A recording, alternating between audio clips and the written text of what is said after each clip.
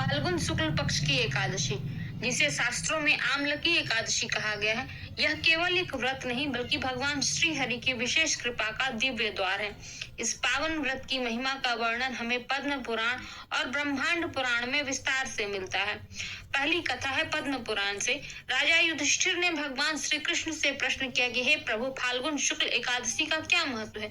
भगवान श्री कृष्ण ने बताया कि यह कथा महर्षि वशिष्ठ ने राजा मानधाता को सुनाई थी।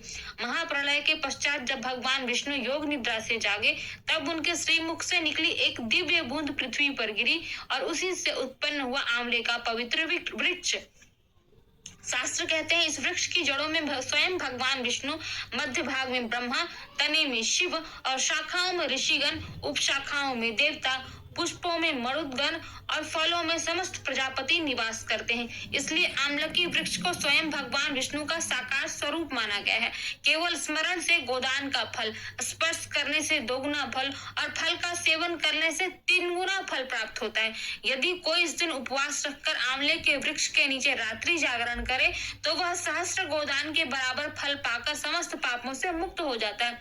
विधि में प्रातः स्नान करके विशेष मंत्रोच्चार, स्वर्ण निर्मित जमदग्नि यानी परशुराम की प्रतिमा की स्थापना, कलश पूजन, आंवले के वृक्ष की परिक्रमा और भजन कीर्तन, रात्रि जागरण सम्मिलित है।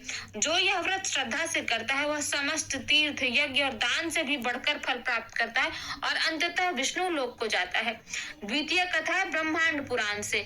महर्षि सूत ने 28,000 ऋषियों को यह कथा सुनाई थी। प्राचीन काल में वैदिक नामक नगरी में चित्रव्रत नामक धर्मात्मा राजा राज्य करते थे। उनके राज्य में छोटे बड़े सभी लोग एकादशी का व्रत श्रद्धा से करते थे। एक बार आमलकी एकादशी की रात्रि में एक पापी और भूखा शिकारी मंदिर आ पहुंचा।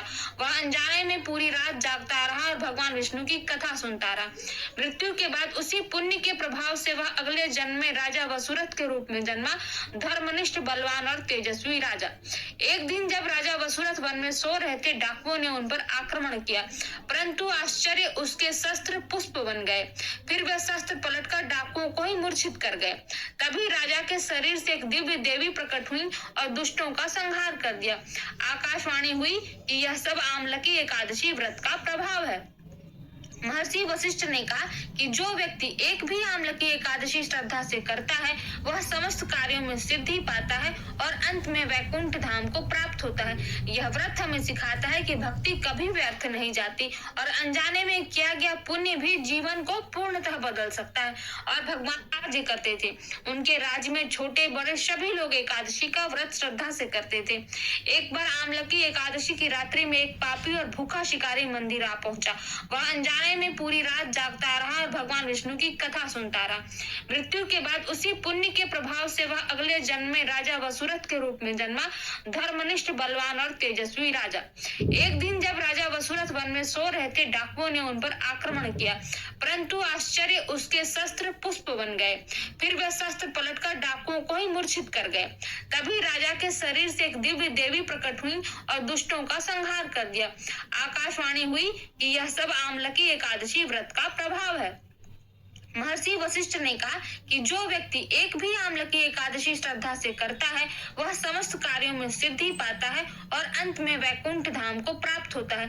यह व्रत हमें सिखाता है कि भक्ति कभी व्यर्थ नहीं जाती और अनजाने में किया गया पुण्य भी जीवन को पूर्णतः बदल सकता है और भगवान विष्णु अपने भक्तों की रक्षा स्वयं करते हैं। तो आप भी इसका लाभ उठाइए। ओम नमो भगवते वासुदेवाय। चैनल को